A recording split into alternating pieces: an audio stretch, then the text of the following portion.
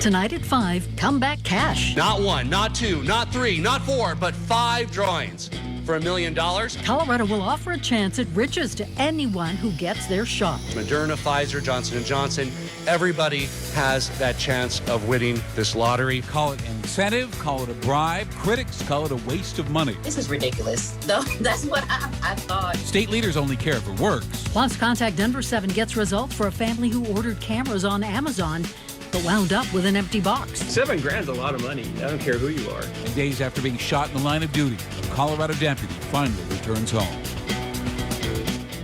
Well, it's official, everybody. More than half of United States adults are vaccinated, according to the CDC. In Colorado, that number is above 58%. We now know every one of those vaccinated Coloradans will have 5 chances at $1 million. The program's called Colorado Comeback Cash, and while free money usually isn't controversial, this program certainly will be. Tonight, we're bringing you an in-depth 360 look at this new program. We'll explain how similar lotteries worked in other states, and we'll hear from critics who say this is misguided, including one COVID survivor who says the process unfairly punishes him. And we'll answer the question we heard from so many of you: why is the governor doing this now? Denver7's Gary Brode leads off our coverage tonight with an in-depth look at the governor's sales pitch. Hey, Gary. Hey, Anya, I'm feeling pretty lucky after the announcement today. Look, you mentioned it already. Governor Polis said about half of the state's population are already vaccinated.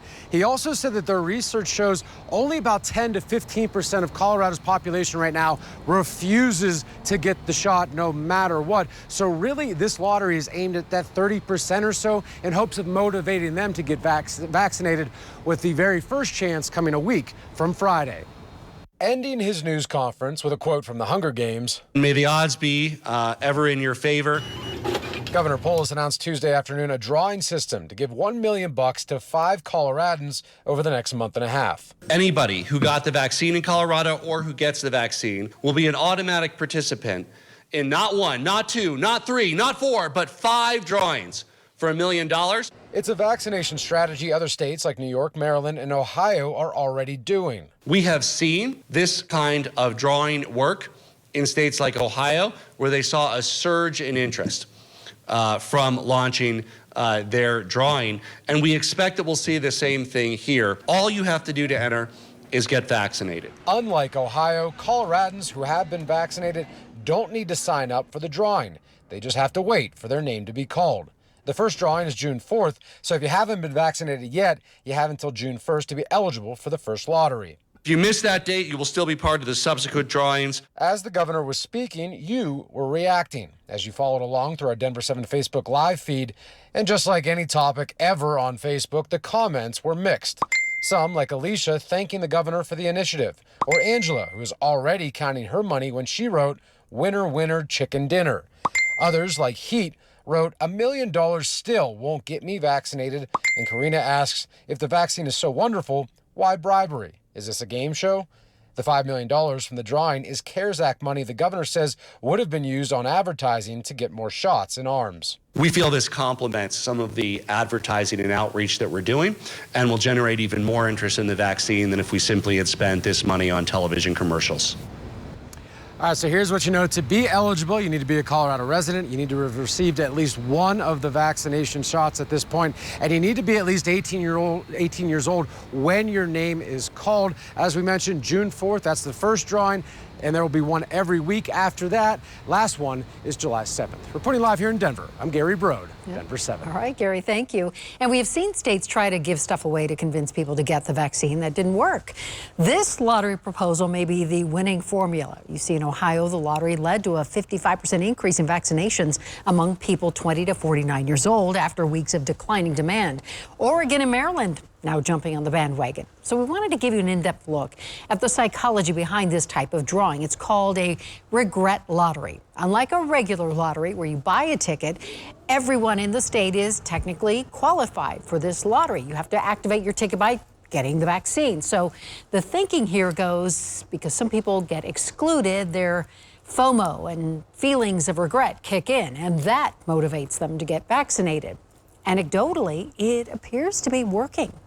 If someone in some situation believes that's going to be beneficial for him, I mean, getting vaccinated and getting some money or a scholarship, or that's I believe that's a good thing. We know incentives can convince some people to get vaccinated, but we wanted to dig deeper into the data and see how effective incentives really are. Last month, Kaiser asked vaccine skeptics whether a $200 payment would convince them to get a shot, and almost 3 in 4 said no. They asked if extra vacation days would work. A similar percentage said it would not. And a lot of people, vaccinated or not, believe incentives are a bad idea. The Ohio legislature is almost universally opposed to that state's lottery program. And one congresswoman plans to introduce a bill that would end that lottery immediately. This is federal dollars that we receive to be able to help people during the pandemic. We have had businesses that have closed. We have had people who have lost their homes. Now, there is another perspective to this. People who had COVID already and don't plan to get the vaccine right away because of antibodies in their system. The official CDC guidance is to give the vaccine to people who had COVID. They claim the risk of reinfection exists, even if it's rare. But once a COVID survivor gets the vaccine, they can't donate their antibody-rich convalescent plasma to help other COVID patients.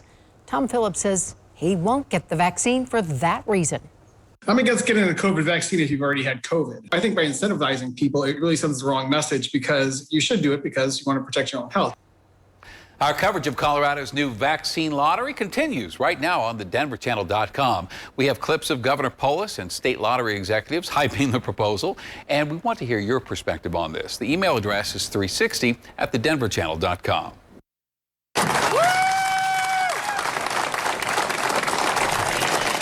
Lincoln County Deputy Michael Hutton overcome with emotion as he was leaving the hospital today. It's nearly a week after he was ambushed and shot 3 times near Highway 40 and 287. And Hutton spoke briefly to reporters. Thank you for all your support, everybody. Thank you, everyone.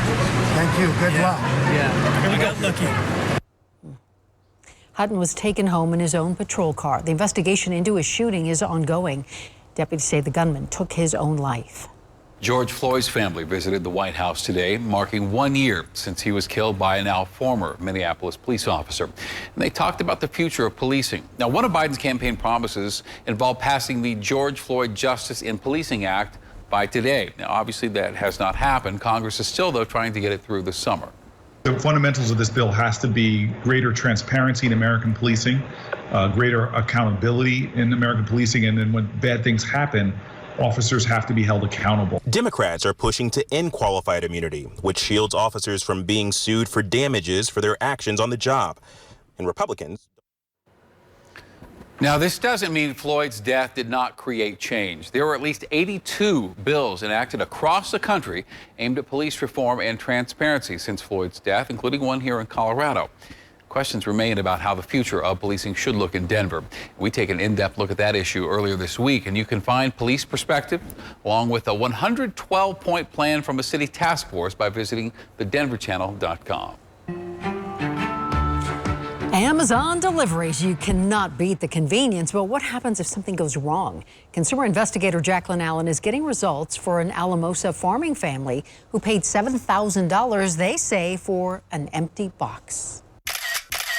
Down here in Southern Colorado, we do anything we can get. To a farming family outside Alamosa, their side gig photography business. We do sports, senior pictures, weddings. Is a lifeline, and so are their Amazon deliveries. We bought several cameras from Amazon. Back in March, Bill and Kelly Childs ordered this high-end Sony camera off Amazon. We love that extra frame rate. It's a 50 megapixel camera. It set them back more than $7,000. Shipping took almost 2 months.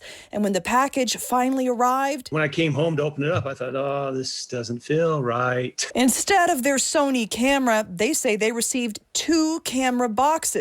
Only both were completely empty. Shocked. But the real shock came when Amazon insisted the camera had been verified and refused a refund. And she literally told me, she said, there's nothing more I can do for you. I'm going to disconnect you now. You're angry, you're sick to your stomach, you're upset, you want to cry, you want to give up, you want to fight, you just don't know what to do, and they won't even listen to you. And you send the proof to them. I mean, it should be irrefutable proof they won't even look at it. Their proof is this UPS tracking label listing a weight of 2 pounds.